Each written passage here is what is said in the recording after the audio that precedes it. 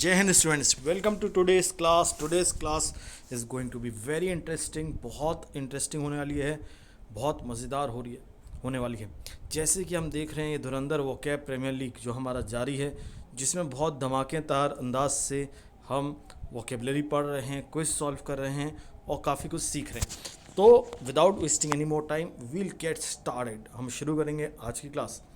अब देखिए, पहला question, the engineer roughed out his ideas on a piece of paper. अब रफ आउट का मतलब क्या होता है? इसका मतलब रिजेक्टेड नहीं, डिस्क्राइब इनएक्यूरेटली नहीं, शेप रफली लग रहा था, लेकिन आंसर होगा drew a quick plan. Rough out का मतलब होता है जल्दी से कोई एक योजना बनाना, एक प्लान बनाना, उसकी रूपरेखा तैयार करना। तो आंसर याद रखिएगा क्या होगा इसका, ड्रू अ क्विक प्लान।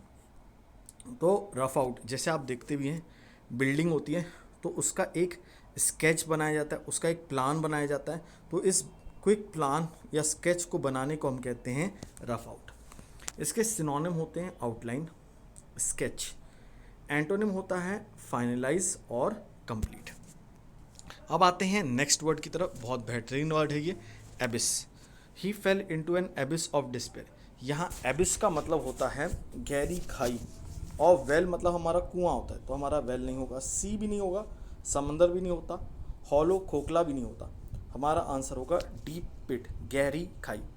जैसे एबिस अगर हम लोग देखें तो ये गहरी खाई को, या कोई ऐसी चीज़ जिसकी कोई डेप्थ ना हो, जो उसकी डेप्थ ना फिनिश हो, उसको हम एबिस कहते हैं। इसके सिनोनिम होते हैं चैस्म और पिट।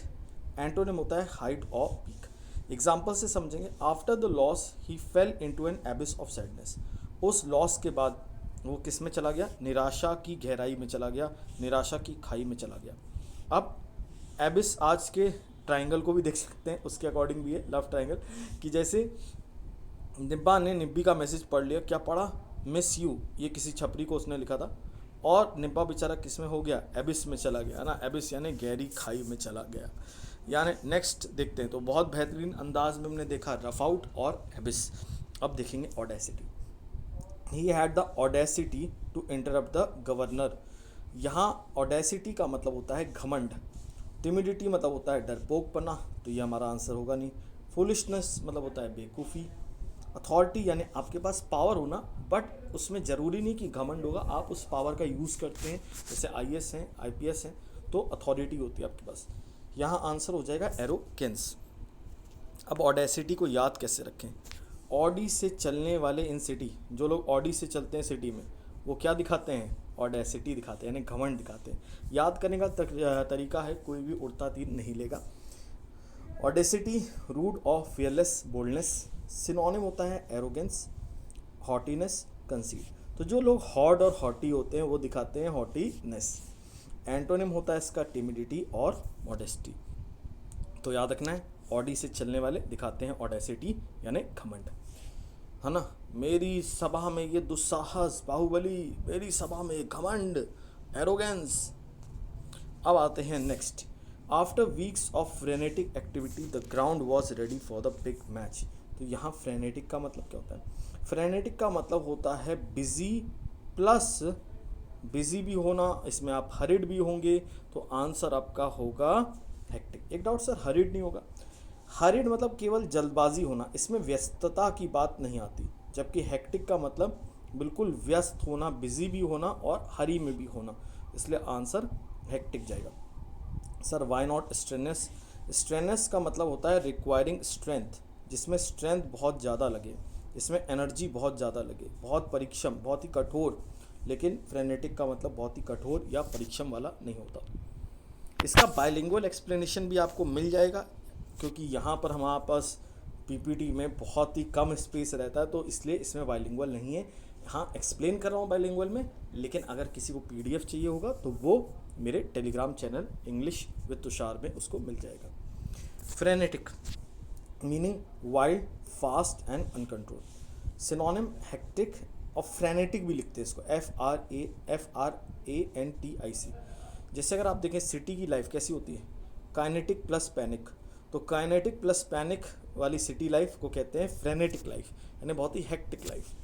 एंटोनिम होता है काम, है ना। हम लोग जाते भी हैं पहाड़ों पे अपने आप को फ्रेनेटिक लाइफ से फ्री करने के लिए, काम और peaceful. The players made frenetic efforts to win. तो फ्रेनेटिक का मतलब बहुत ही ज़्यादा फास्ट पेस्ड लाइफ, यानी बहुत ज़्यादा हेक्टिक। अब आते हैं मीगर। मीगर का मतलब होता है बहुत ही कम, वेरी लेस। अब जैसे इसमें अबाउंडिंग मतलब प्रचुर, बहुत ज़्यादा होना। कोपियस मतलब भी प्रचुर, बहुत ज़्यादा होना। एक्सटेंसिव का मतलब होता है विस्तृत, जैसे बहुत ज़्यादा चीज़ों को कवर करना। तो यहाँ हमारा आंसर क्या होगा? इनसफिशिएंट, अपर्याप्त। मीगर का सिनोनिम, समानार्थी शब्द। तो मीगर मीन्स वेरी स्मॉल और इनसफिशिएंट। सिनोनिम स्कैंटी और इनसफिशिएंट। एंटोनिम एबेंडेंट और प्लेंटी होता है। अब देखिए मीगर के लिए है ना, बहुत फ़नी वे से याद कर सकते हैं, है ना, पाकिस्तान की कंडीशन। ओ भाईजान आटे की बहुत कमी है, मीगर हो रखा है सब मामला भाईजान। तो मीगर मतलब शॉर्टेज होता है, कमी होना, स्कैंटी होना, इनसफिशिएंट होना, अपर्याप्त होना। अब नेक्स्ट हम लोग देखें, नेक्स्ट हमारा वर्ड, इसमें अगर हम लोग मीगर की बात करें तो हम लोग इसको एक और एग्जांपल से समझ सकते हैं। जैसे भाई पापा हैं, आप फेल हो गए, आप गए हो पापा क्या कहे, अगर मैं कहूँ पापा मेरे मार्क्स मीगर हैं तो आप क्या करोगे? अल्प है मतलब बहुत ही कम है। तो पापा कहेंगे मैं मगर बन जाऊँगा, मतलब मैं इस तरीके से तुम्हें खा जाऊँगा। तो यहाँ मीगर मतलब बहुत ही कम। Impervious, very few people are impervious to criticism. बहुत कम लोग होते हैं जो अप्रभावित होते हैं आलोचना से। तो इम्पर्वियस का मतलब होता है अप्रभावित। अब अगर आप यानी अनएफेक्टेड, अनस्टॉपेबल मतलब जो रुकेगा नहीं, निरंतर जारी रहेगा। जैसे तुम्हारी स्पिरिट है तो मेहनत कर रहे हो, लगातार मेहनत की जाएगी बिना रुके, तो you are an unstoppable force. Unmindful, जिसमें दिमाग ना लगाएं, यानी आप अनमाइंडफुल हैं, अपने माइंड का यूज़ नहीं कर रहे, बिल्कुल रैश डिसीजन ले रहे हैं आवेग में, उसको कहते हैं अनमाइंडफुल, आवेगी होना। इम्पेनेट्रेबल, इम्पेनेट्रेबल, अब एक देखो डिक्शनरी में जब तुम देखोगे तो इम्परवियस का इम्पेनेट्रेबल भी दिखाएगा। इम्पेनेट्रेबल मतलब जिसको हम भेद नहीं कर सकते, भेद नहीं सकते, जिसको पेनिट्रेट नहीं कर सकते। लेकिन यहाँ सेंटेंस के अकॉर्डिंग देखना पड़ेगा, और सेंटेंस के अकॉर्डिंग इम्परवियस का मतलब क्या निकल रहा है? जो अप्रभावित हो, अनएफेक्टेड हो। तो याद रखना है यहाँ पर फिजिक्स केमिस्ट्री वाला साइंस वाला फंडा ना अपनाना जिसके सेम पेनिट्रेबल आंसर मार्क कर दो। यहाँ आंसर होगा अनएफेक्टेड, बिकॉज बहुत ही कम लोग हैं जिनको आलोचना से फ़र्क ना पड़ता हो, अप्रभावित रहते हो। Synonym unaffected, immune. Antonyms opposite, sensitive और वर्नेबल। वर्नेबल मतलब कमज़ोर होना, और सेंसिटिव मतलब संवेदनशील होना। अब देखिए जैसे यहाँ पर एक स्टूडेंट है, टीचर बोल रहा है become serious, seeing your performance, considering your performance. Student Pushpa भाव, झुकेगा नहीं साला, मेरे को कोई फ़र्क नहीं पड़ता। इम्पर्वियस यानी अनएफेक्टेड। या ऐसा भी हो सकता है स्टूडेंट बिल्कुल पढ़ाई मोड में है और उसको कोई चीज़ अफेक्ट नहीं कर रही, टीचर डांटते हैं, फ्रेंड्स की है ना, और पेरेंट्स का प्रेशर, रिलेशनशिप ड्रामा, और स्पेशली इंडिया वाले बच्चे, वो कहते हैं हम फोकस्ड हैं, अनबॉदर्ड हैं और अनएफेक्टेड हैं, हमें कोई फ़र्क नहीं पड़ता दुनिया में क्या चल रहा है, हमें केवल अपने पढ़ाई से मतलब है। अब आते हैं इलिसिट। इलिसिट का मतलब होता है कोई चीज़ प्राप्त करना, और जनरली कोई जवाब प्राप्त करना। तो आंसर क्या होगा? ऑप्टेन। एक्सटॉर्ट मतलब होता है जबरन वसूली करना। जैसे आप देखते हैं ना पैसे, चल हफ्ता निकाल हफ्ता निकाल, तो ज़बरदस्ती वसूली करना को कहते हैं एक्सटॉर्ट। रेस्ट का मतलब होता है अगेन किसी के साथ किसी का फोर्स करना, किसी को फोर्स करना, ज़बरदस्ती करना। जैसे रेसलिंग सुना होगा आपने ना, तो रेस्ट कोई अगर आपसे कर रहा है तो आपके कलाइयाँ मोड़ रहा है, आपसे ज़बरदस्ती कर रहा है, तो ये भाई बहनों में लड़ाई झगड़े में होता ही रहता है। एक्सटेंसिव मतलब विस्तृत होता है, लेकिन एलिसिट का मतलब कोई चीज़ प्राप्त करना, कोई चीज़ बाहर लाना, उजागर करना, इन्हें ऑब्टेन होता है इसका आंसर। अब देखिए आज टीचर बड़े गुस्से में, आज तो इन बच्चों से आंसर प्राप्त करके रहूँगा, I will illicit all the answers, है ना, धन धन धाड़ा धन धन धाना ना, ऐसे करके आ रहे बाहुबली। और बच्चे कह रहे we will just sit and relax, sir आज भी पूछिए हम कोई जवाब नहीं देंगे, we will just sit and relax like a king. तो दिस इज़ इलिसिट। तो इलिसिट टीचर्स करते हैं बेचारे, इलिसिट की जवाब दे दो, है ना, और बच्चे यहाँ पर राजाओं की तरह बैठे रहते हैं, सिट लाइक अ किंग। तो teachers try to elicit but students sit like a king. अब आते हैं, अच्छा अब देखिए मेरे निमोनिक्स हो सकता है कईयों को पसंद आए ना पसंद आए, तो it doesn't bother me, just joking. आप अपने खुद के भी निमोनिक्स बना सकते हैं, ऐसी चीज़ें जिससे आपको वर्ड्स याद हो जाएं। और अगर आपको ये तरीका पसंद आए तो इसको अपनाएं, नहीं तो अपना तरीका यूज़ कर सकते हैं। Synonym obtain, extract, antonym hide और सप्रेस होता है। तो the police could not illicit the truth from him, police सच्चाई बाहर नहीं निकलवा पाई, सच्चाई प्राप्त नहीं कर पाई उन लोगों से। अब आता है ल्यूक्रेटिव। ल्यूक्रेटिव का मतलब होता है प्रॉफिटेबल, जो लाभदायक होता है आपके लिए, फ़ायदेमंद होता है। इवोक मतलब पुरानी यादें ताज़ा करना, यानी पुरानी यादें आपको सताने लगें, अचानक से बैठे हैं और पुरानी यादें आपको आने लगें, तो उसको कहते हैं इवोक। ऑनरेबल यानी प्रेस्टिजियस, प्रतिष्ठित होता है। अनडिग्निफाइड अप्रतिष्ठित होता है। तो याद रखिए, मेरी हिंदी थोड़ी सी गड़बड़ है तो इसलिए मैं लिख नहीं रहा हूँ। ऑनरेबल यानी प्रेस्टिजियस होता है, और आपका अनडिग्निफाइड मतलब अप्रतिष्ठित होता है, जिसकी कोई वैल्यू ना हो, जैसे पाकिस्तान बेसिकली है ना, इंडिया ऑनरेबल, पाकिस्तान अनडिग्निफाइड। अब बात किया जाए ल्यूक्रेटिव याद कैसे करें। ल्यूक्रेटिव का पहले तो मीनिंग पता होना चाहिए। फाइनेंशियली प्रॉफिटेबल यानी जो चीज़ फ़ायदे वाली हो, लाभदायक हो, रिवॉर्डिंग हो, इनाम देने वाली हो आपको। Antonym unprofitable, loss making. तो ज़्यादातर लोग बाहर जाते हैं है ना काम करने, अब्रॉड वर्क करने या स्टडी करने जाते हैं। क्यों स्टडी करने जाते हैं? बिकॉज ताकि उनको पैसा ही पैसा हो, यानी ल्यूक्रेटिव हो ना। तो they go outside in the search of lucrative jobs, in the search of lucrative career, है ना। या इसको ऐसे भी याद कर सकते हो, आपका कोई दोस्त है लकी रिलेटिव, उसके पास जाते हो, आपको बहुत पैसा देता है वो, तो आप कहोगे अरे यार मैं तो उसके पास जाऊंगा, ये मामा तो बहुत मेरे अच्छे हैं, लकी मामा, ये हमको पैसा ही पैसा देते हैं, लकी ल्यूक्रेटिव, है ना। यानी तुमने अपना ल्यूक्रेटिव वेबसाइट ढूंढ लिया है, तो ल्यूक्रेटिव इज़ प्रॉफिटेबल। अब आता है नेक्स्ट, विविड। विविड मतलब होता है कोई ऐसे पढ़ा रहा हो जैसे सारी चीज़ें आपको मतलब विजिबल हो रही हो, लग रही हो यार, बिल्कुल क्लियर दिख रही हो, स्पष्ट हो रही हो। जैसे मान लो हिस्ट्री वाले सर हैं, आपको बिल्कुल इमेजेस से पढ़ा रहे हैं, या मैं ही अपना ही नाम ले लेता हूँ, इंग्लिश वाले सर हैं, इमेजेस का यूज़ करें, बिल्कुल वीडियो वाला सीन लगे। तो जब वीडियो वाला सीन लगे उसे कहते हैं विविड। तो विविड का आंसर होता है क्लियर। डिटेल्ड, विस्तृत। कैटेगोरिकल मतलब होता है एब्सोल्यूट यानी कंप्लीट। एम्बिगस मतलब कंफ्यूजिंग। तो यहाँ हमारा आंसर क्या हुआ? क्लियर। जैसे जब ऐसे कोई हिस्ट्री पढ़ा रहा हो, जैसे मान लो तलवारें चल रही हों, घोड़े दौड़ रहे हों, बिल्कुल हमारे जो महान किंग्स थे वो बिल्कुल ऐसा प्रतीत हो रहे हों, विजुलाइज हो रहे हों, तो ये कहलाता है विविड। तो vivid means clear, graphic, very clear and lively. Opposite होता है डल या वीक। तो vivid is video like description, याद रखना, शॉर्टकट में याद रखना, विविड हमेशा वीडियो डिस्क्रिप्शन, है ना, यानी क्लियर सीन, इतना क्लियर कि सीन सामने दिखने लगे, यानी टीचर्स ऐसे पढ़ा रहे हैं कि विजुलाइज हो रहा हो, इसको कहते हैं विविड। अब आता है डीप लोड। डीप लोड का मतलब होता है रिग्रेट करना, अफसोस करना। जैसे फ्रेंड्स मेरे अनसोशेबल नेचर को रिग्रेट करते हैं, बोलते हैं यार हम इस पर खेद जताते हैं, यार तुम्हें थोड़ा तो सोशेबल होना चाहिए। जैसे मैं इंट्रोवर्ट हूँ तो लोग कहते हैं अरे हमको थोड़ा सा, हम डिप्लोर करते हैं आपके नेचर को, हमको थोड़ा खेद होता है आपके नेचर को देख के। मैं कहता हूँ खेद हो चाहे तुम्हें भेद हो, आए जीटी अच्छा ना। डिप्राइव्ड का मतलब होता है वंचित करना। इम्प्लोड का मतलब होता है विनती करना।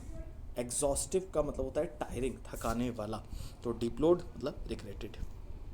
अब इसको याद कैसे करें? बेचारे ये ब्राज़ील के कपल आए थे, वैसे तो हमारा भारत बहुत खूबसूरत है, लेकिन इनका एक्सपीरियंस ख़राब रहा। ये आए थे एक्सप्लोर करने, एक्सप्लोर मतलब कि घूमेंगे फिरेंगे इंडिया, है ना, बट इनके साथ दुष्कर्म यानी बहुत ही बुरी घटना हुई। इसके बाद ये डिप्लोर करने लगे। तो ऐसे याद कर सकते हो, Brazil couple came to explore but they felt deplore. Brazil couple आए एक्सप्लोर करने बट उनको महसूस हुआ डिप्लोर, मतलब उनको रिग्रेट हुआ, यार शायद नहीं आना ही बेटर था। तो ऐसा नहीं करना चाहिए, है ना, देश में भी लोगों को समझना चाहिए, लेकिन खैर हिटलर की ज़रूरत है, मजाक करो। तो synonym regretted, condemned, antonym praised और अप्रूव होता है। तो citizen deplored the rise in corruption, citizen ने निंदा करी, खेद जताया, रिग्रेट किया जो करप्शन है उसके ऊपर। अब आते हैं डिप्लोर। अब ये ख़त्म हो गया, लेकिन अभी कहानी बाकी है, अभी तो असली लड़ाई बाकी है ना, ये तो झांकी है, असली लड़ाई बाकी है। तो अभी हम लोग इसमें इडियम्स भी डिस्कस करेंगे। बस 1 सेकंड देंगे मेरे को, मैं ओपन कर लूँगा झट से आपके लिए इडियम्स, और बेहतरीन ढंग से हम इडियम्स पढ़ेंगे। अब देखें, पूरा शेड्यूल भी भेज दूंगा कि क्या होगा क्या नहीं होगा, लेकिन ये है कि पार्टिसिपेशन आपकी तरफ से भी हो तब मज़ा भी आता है। अब कल ही मैंने क्विज़ कराया, बच्चे थे ही नहीं करने के लिए, तो ये ऐसा नहीं होना चाहिए, है ना। वन वे ट्रैफिक नहीं होगा, चीज़ें सीखने तो आपको ही मेहनत करनी पड़ेगी। अब देखते हैं यहाँ पर हमारा फर्स्ट इडियम है वाइट एलिफेंट। वाइट एलिफेंट क्या होता है? वाइट एलिफेंट होता है महंगा और बहुत ही ट्रबलसम आइटम। जैसे अब एलिफेंट लिखा है तो उससे रिलेटेड नहीं होगा, एनिमल है उससे रिलेटेड नहीं होगा। ये इडियम्स की खास बात होती है, इन्हें मुहावरे कहते हैं, वर्ड बाय वर्ड अर्थ नहीं देते। तो वाइट एलिफेंट वो होता है जो महंगी हो और बेकार वस्तु हो। जैसे आप कोई हाथी लेके आए, मतलब आप कोई गाड़ी लेके आए और वो गाड़ी आपको कोई मतलब क्या है, फ़ायदा नहीं दे रही है, बस तेल खा रही है, कोई काम की गाड़ी नहीं है, तो क्या होगा? It is a white elephant, है ना। कभी कभार ऐसे कुछ RELATIO, है ना, भी आ जाते हैं जो हाथी की तरह होते हैं, और ये वाइट एलिफेंट होते हैं, महंगे बट यूजलेस पोजीशन, है ना। तो याद करने का तरीका है। तो I bought a gym membership, मैं एक जिम मेंबरशिप लेके आया, बट मैं वहाँ कभी गया ही नहीं, तो अब वो मैं लेके आया, वाइट एलिफेंट रहा, है ना। तो वाइट एलिफेंट मतलब ऐसा कोई महंगा आपके पास आइटम है जो यूजलेस है, जो निरर्थक है, कोई काम का नहीं है। अब आते हैं next, whole bag of tricks. जैसे भाई एग्ज़ाम आता है तो आप क्या कहते हो? सर अब मैं जितनी ट्रिक्स हो सकता है सब लगाऊंगा, मुझे बस पास करना है।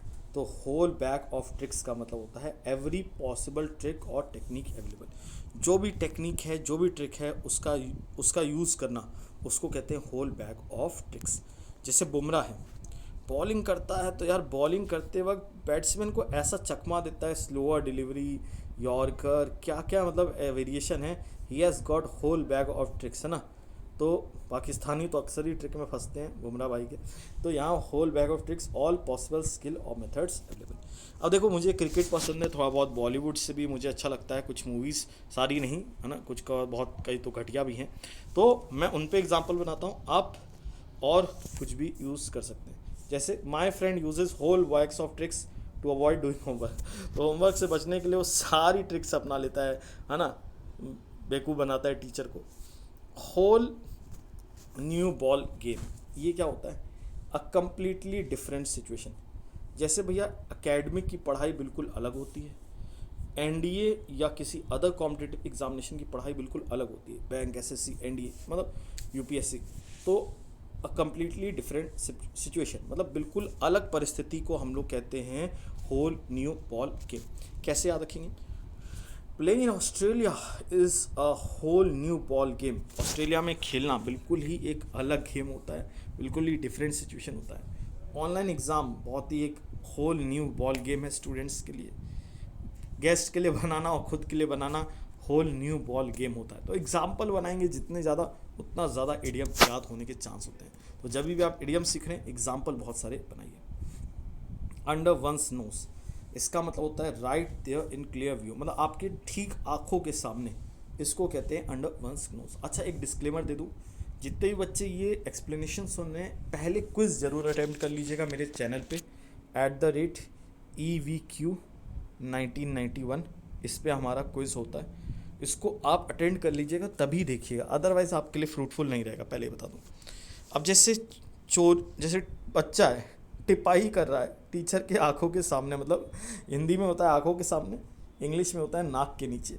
तो नाक के नीचे से ले जाएंगे, है ना, तुम्हें, तो इस तरीके से छपरी लोग बोलते हैं। तो right in front, very obvious but unnoticed. जैसे ये हमारे अतीक थे, अब तो अतीत हो गए, है ना, तो इनको जो है बिल्कुल राइट अंडर द नोज़, है ना, पहुंचा दिया गया, मतलब इनको कहीं जाना था तो यहाँ पर right in front, very obvious but unnoticed. I was searching my phone everywhere, तुम अपना फ़ोन हर जगह खोज रहे थे और फ़ोन तुम्हारे आंखों के सामने था, नाक के नीचे था। तो right in front is called under once knows. Under the table, under the table का मतलब होता है, बहुत ही वो होता है ना, जाते हो कहीं काम कराने सरकारी में, तो बोलते हैं अरे तनिक थोड़ा सा पैसा नीचे से टेबल से दीजिए, तो ये होता है सीक्रेट और इलीगल एक्टिविटी, है ना, तो कहते हैं थोड़ा हमारा वेलफेयर करिए। तो यहाँ अंडर द टेबल का मतलब होता है कोई गैर कानूनी एक्टिविटी होना और गुप्त होना, यानी ब्राइब किस्म, रिश्वतखोरी, है ना, ये सब होना, और वो भी अंडर द टेबल, यानी अंडर द टेबल का मतलब सीक्रेट और इलीगल एक्टिविटी। तो देखते हैं यहाँ पर, है ना, गांधी जी दिए थोड़े से, आई लव गांधी जी, है ना, अंडर द टेबल। तो अंडर द टेबल, ये इमेज से याद रहेगा, आप कभी नहीं भूलेगा। He was paid under the table for the tender, है ना। अंबानी की बिल्कुल बात नहीं हो रही, ना अडानी की बात हो रही है, ठीक।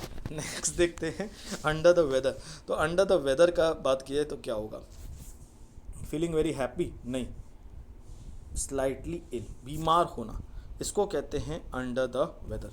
मतलब अंडर द वेदर आप हैं तो इस किस्म के, मतलब बिल्कुल कि आप बिल्कुल बीमार पड़े हुए हैं, स्लाइटली इल और अनवेल, ठीक नहीं महसूस करें। I am feeling under the weather today, आज मैं थोड़ा सा बीमार महसूस कर रहा हूँ, इसको बोलते हैं अंडर द वेदर। अब इसका तभी नहीं मौसम के नीचे आ जाना, मौसम में तबीयत खराब हो जाना। जैसे I skipped school saying I am under the weather but I actually just wanted to sleep. तो आप देखते हैं बचपन में क्या होता है, आप बताते हैं मेरी तबीयत खराब है, मम्मी मैं बहुत ही लू, बहुत ही बीमार हूँ, और कुछ नहीं होता आपको, आप स्कूल नहीं जाना चाहते। The elephant in the room, इसका मतलब क्या होता है, ये ऑब्वियस है बट इग्नोर्ड सीरियस प्रॉब्लम है। मतलब सब जानते हैं ग्लोबल वार्मिंग एक प्रॉब्लम है, भारत में राइजिंग टेम्परेचर एक प्रॉब्लम है, लेकिन ये है एलिफेंट इन द रूम। मतलब ये एक तरीके से समझ लो कि आपके रूम में हाथी चला आया और आप कह रहे हो हाथी है क्या, मुझे तो दिख ही नहीं रहा। इसको कहते हैं a big obvious problem everyone ignores, एक बड़ी समस्या जो लोग अनदेखा करते हैं। It's called the elephant in the room. I hope आपको समझ में आ गया हो। तो heat, global warming, this is the elephant in the room which every one is ignoring and ignores. अब आते हैं नेक्स्ट लास्ट टू इडियम्स,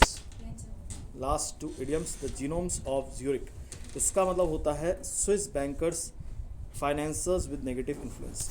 वो स्विस बैंकर्स या फाइनेंसर जिनका बहुत ही नेगेटिव प्रभाव होता है मार्केट के ऊपर, उनको कहते हैं द जीनोम्स ऑफ ज्यूरिक। जैसे आप देखते हैं ये जीनोम्स ऑफ ज्यूरिक क्या करते हैं, ये अपना फाइनेंशियल इन्फ्लुएंस यूज़ करते हैं, मार्केट में टर्बुलेंस लाते हैं। तो people sometimes blame the gnomes of Zurich for global financial control. तो ग्लोबल फाइनेंशियल कंट्रोल में मतलब ये वैसे फॉरेन टर्म है, याद रखना चाहो तो याद रख सकते हो। स्विस बैंकर्स जिनका मार्केट में नेगेटिव इन्फ्लुएंस हो, जिनके पास पैसा है और प्रभाव है और उसका गलत इस्तेमाल करेंगे, तो उनको जीनोम्स ऑफ ज्यूरिक कहेंगे। The jury is out. The jury is out का मतलब है the decision has not been made yet, कि अब तक निर्णय नहीं लिया गया है। That is the jury is out. जैसे ज्यूरी मतलब जज होता है, और भैया कोई ऐसा मसला आ गया है जिस पे जज डिसाइड नहीं कर पा रहे, अभी कोई निर्णय नहीं लिया, तो क्या बोलेंगे, द ज्यूरी इज़ आउट। तो the jury is out on whether online learning is better और नॉट। तो इस पे अभी भी कोई निर्णय नहीं आ पाया है कि क्या ऑनलाइन लर्निंग अच्छी है कि बुरी है। तो the jury is still out. तो याद रखें इस टेबल से, जैसे यहाँ ज्यूरी जजेस बैठते हैं, डिसाइड करते हैं, बट वो डिसाइड नहीं कर पा रहे, सब बाहर चले गए, अरे थोड़ा टाइम लगेगा सोचने में, तो अभी निर्णय लेंगे। तो ये होता है jury is out, no decision has been made yet. Last is the man in the street. तो the man in the street को हम लोग कहते हैं आम आदमी, मैंगो मैन, यानी कॉमन पीपल। तो the man in the street means common people. जैसे मैन इन द स्ट्रीट को क्या चाहिए, बस वाईफाई हो, अच्छा खाना पीना हो, बाकी जाए दुनिया बाढ़ में। That is the man in the street. तो अब देखिए हमने बहुत बेहतरीन अंदाज से बहुत सारे वोकेबलरी कवर किए और बहुत ही क्विकली कवर किए। तो अगर आपको ये सीरीज़ अच्छी लग रही हो तो सपोर्ट दिखाइए, आपके लिए और भी इस तरीके की भयंकर वोकेबलरी मैं लाता रहूँगा। तो thank you very much, that's it for today.